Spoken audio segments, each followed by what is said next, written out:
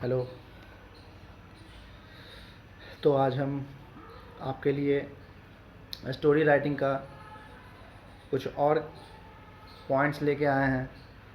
कल हम जब बात किए थे कि स्टोरी राइटिंग होता क्या है, आखिर ये है क्या, तो हम लोग को पता चला था कि स्टोरी राइटिंग और स्टोरियाँ जो होती है वो कुछ फिक्शनल भी होती है, कुछ रियलिस्टिक भी होती है, कुछ इमेजिनेशन भी वाला होता है।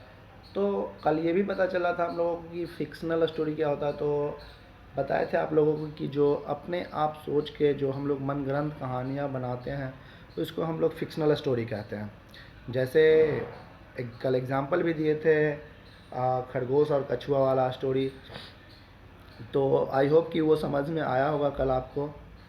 और कुछ रियल स्टोरी भी के बारे में बात किए थे हम लोग कि कुछ लेजेंडरी पे बेस जो रहता है और उसको हम लोग जानते हैं, सीखते हैं। तो हम आपको ये बताना चाहते हैं कि आज हम लोग जानेंगे कि how to write story. Okay, कि आखिर स्टोरी को हम लोग लिखते कैसे हैं, किन किन बातों पे ध्यान दिया जाता है लिखने टाइम। तो आप देख सकते हैं आपके पास बुक होगा ज़रूर, आप एवरग्रीन वाला बुक होगा ही, और स्टोरी राइटिंग चैप्टर आप लोग निकालिएगा और पॉइंट हम उसी से पॉइंट को एलोबरेट कर रहे हैं तो आपको आसान होगा।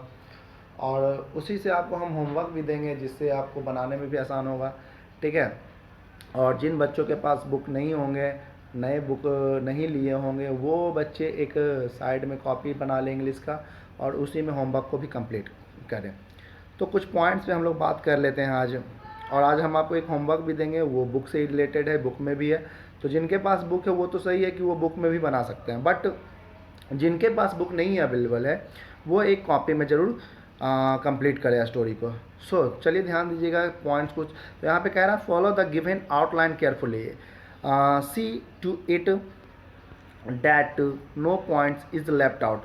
तो लिखने टाइम यहाँ पे आप देख सकते हैं कह रहा है क्या कि जो नीचे में कुछ फॉलोइंग्स लाइन है उसको आप सही से देखिएगा और ऐसा ना हो कि लिखने टाइम कुछ ऐसा चीज़ हो कि मिस कर जाए कोई पॉइंट, जिससे हमारा स्टोरी थोड़ा सा वीक हो जाए। कल भी हम बात किए थे, अगर जो कोई डायरेक्टर मूवी को लिखता है, मूवी के स्क्रिप्ट को लिखता है, तो वो इन बातों को ज़रूर ध्यान देता है कि क्या ऐसा लिखे जिससे ऑडियंस को अच्छा लगे। तो वही चीज़ आपको भी ध्यान रखना है कि स्टोरी लिखते टाइम ये ध्यान हम लोग देंगे कि क्या ऐसा चीज़ करें, क्या ऐसा कंटेंट डालें जिससे सरप्राइजिंग हो और सुनने वाला, देखने वाला को काफ़ी अच्छा लगे।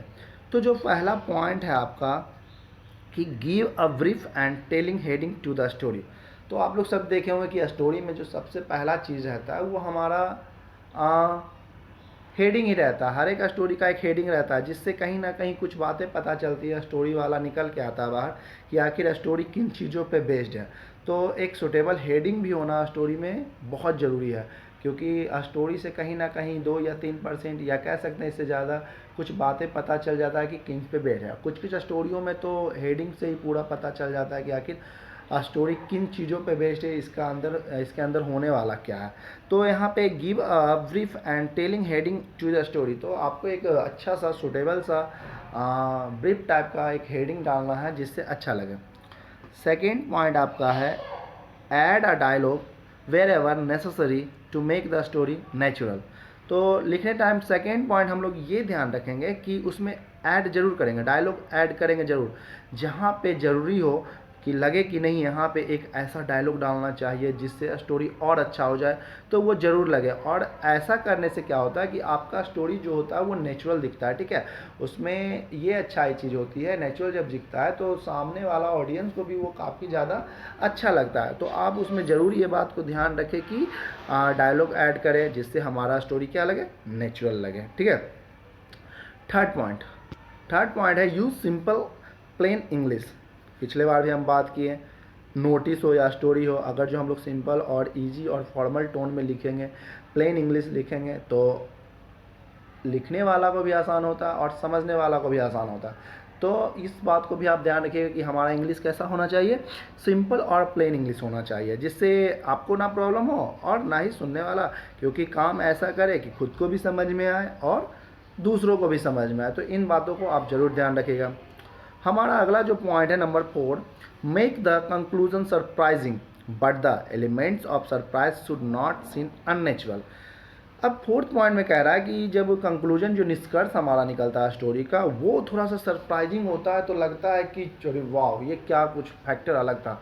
तो उससे क्या लगता है कि स्टोरी वाला लास्ट में जब एंड होता है तो लास्ट में लगता है सभी ऑडियंस को और देखने वाले को, सुनने वाले को कि वाह कुछ मतलब अच्छा लगा, ठीक है। तो इस तरह से वहाँ पे हम लोग कंक्लूजन जो रहेगा हमारा वो थोड़ा सा सरप्राइजिंग देंगे, जिससे एक लगे कि हाँ बहुत अच्छा है। बट हाँ ये बात को भी ध्यान रखना है कि वो इतना नहीं हम लोग कर दें कि अननेचुरल लगना शुरू हो जाए। जैसे एक एग्जांपल बताते हैं, सरप्राइजिंग तो कुछ सस्पेंस वाला भी कंक्लूजन होता है, जैसे बाहुबली मूवी है ना, उसमें क्या होता है कटप्पा को नहीं मार, कौन मारा नहीं, कटप्पा क्यों बाहुबली को मारा, ठीक है। तो ये कहीं ना कहीं एक सस्पेंस छोड़ दिया था, तो उससे लगा सभी ऑडियंस को कि वाह कंक्लूजन अभी इसका नहीं हुआ है, ये कंक्लूजन नहीं था, बट कुछ थोड़ा सा सस्पेंस छोड़ा जिससे लगा कि ये आगे और देखना चाहिए। तो आप भी जरूर कुछ ऐसा करें, कंक्लूजन दे तो अच्छा दे, या सस्पेंस कुछ डाले तो अच्छा डालें कि बीच में अगर जो कुछ सस्पेंस है उसको आगे एलोबरेट करने के लिए लिसनर को लगे कि और आगे सुने और आगे सुने, और जिससे क्या होगा आपका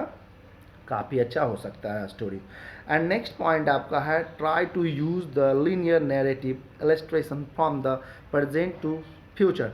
हम यूज करेंगे इसमें काफ़ी आसान कोशिश करेंगे कि नैरेटिव जो हो वो प्रेजेंट और टू द फ्यूचर हो, ठीक है ना। स्टोरी में कुछ ऐसे तो स्टोरी हम सब जानते हैं कि पास्ट टेंस में लिखा जाता है जो हैपन हो जाता है, बट आप अगर जो कोई थीम आपको दे दिया जाता है सोच सोच के लिखने वाला कि आगे आपको ये खुद एलोबरेट करना, तो उन चीज़ों पे हम लोग ध्यान रखेंगे। टेंस का इस पर ज़रूर प्रेजेंट और फ्यूचर टेंस का यूज करेंगे।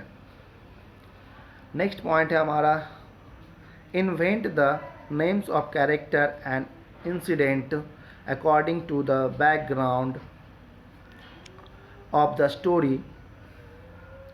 For example, an Indian setting should have Indian character and an English setting should have English character. तो कहने का बात ये हुआ, कंक्लूजन ये हुआ कि हम लोग ध्यान रखेंगे अपने कैरेक्टर पे, प्लॉट पे, उन हर एक चीज़ों पे हम लोग ध्यान रखेंगे, जिससे लगे बैकग्राउंड पे ध्यान रखेंगे, स्टोरी के बैकग्राउंड पे, ठीक है ना। देखेंगे कि क्या है, अगर जो हम लोग छोटी छोटी बातों को ध्यान रखते हैं तो आई थिंक कि हमारा स्टोरी और भी अच्छा हो जाएगा, खूबसूरत हो जाएगा और काफ़ी अच्छा लगेगा देखने में। तो आई होप कि आपको ये समझ में आया होगा कि किन किन पॉइंट को हम लोग ध्यान रखेंगे, और अगर जो इन बातों को ध्यान रखेंगे तो हमारा स्टोरी राइटिंग बहुत ही अच्छा हो सकता है। तो आज हम आप लोग को एक होमवर्क भी दे रहे हैं, तो समझने की कोशिश कीजिएगा। एक होमवर्क है, उसको आप लोग ज़रूर समझिएगा, ठीक है। एक होमवर्क है, आप इसको ज़रूर नोट कीजिएगा। कह रहा है a gentleman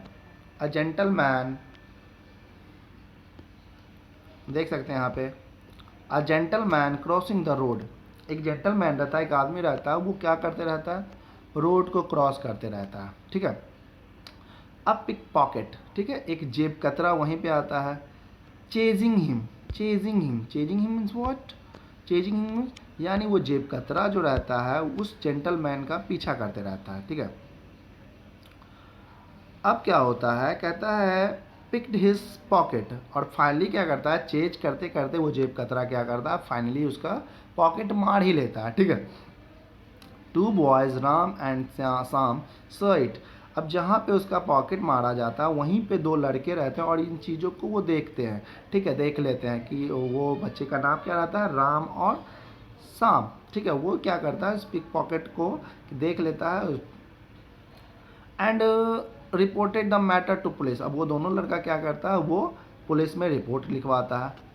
described the pick pocket, और वो बच्चे पिक पॉकेट के बारे में, पिक पॉकेट जो रहता है उसके बारे में वो पूरा डिटेल बता देता है कि क्या था, पोस्चर गस्चर, उसका बॉडी फिजिकल अपीयरेंस वो पूरा बता देता है। अ स्केच वाज मेड, और फाइनली क्या होता है, उस पिक पॉकेट का स्केच बनाया जाता है। पिक पॉकेट अरेस्टेड, और इस स्केच के कारण वो अरेस्ट भी हो जाता है pick pocket. Threatened Ram and Shyam, अब प्रॉब्लम क्या आया, किस पे आया, राम और श्याम पे आया, क्योंकि उनको धमकियाँ मिलना शुरू हो गया। उसको यहाँ तक कि मिल गया धमकी कि dire consequence not to appear in the court. इसको धमकियाँ आना शुरू हो गया कि तुमको कोर्ट में मेरे खिलाफ गवाही नहीं देना है। फिर भी क्या होता है, राम और Shyam appeared in the court, फिर भी वो लड़के दोनों कोर्ट में अपीयर्ड होते हैं और गेव विटनेस अगेंस्ट, और वो गवाही भी देता है राम और श्याम किसके खिलाफ, पिक पॉकेट के खिलाफ वो गवाही भी देता है। And was sentenced to 3 years imprisonment, और फाइनली क्या होता है, जो पिक पॉकेट रहता है उसको 3 सालों का सज़ा सुनाया जाता है, जेल किया जाता है। तो आई होप कि आपको यह स्टोरी भी समझ में आया होगा कैसे लिखा भी जाता है। तो आप घर बैठे इस पर ज़रूर प्रैक्टिस कीजिएगा। Thank you.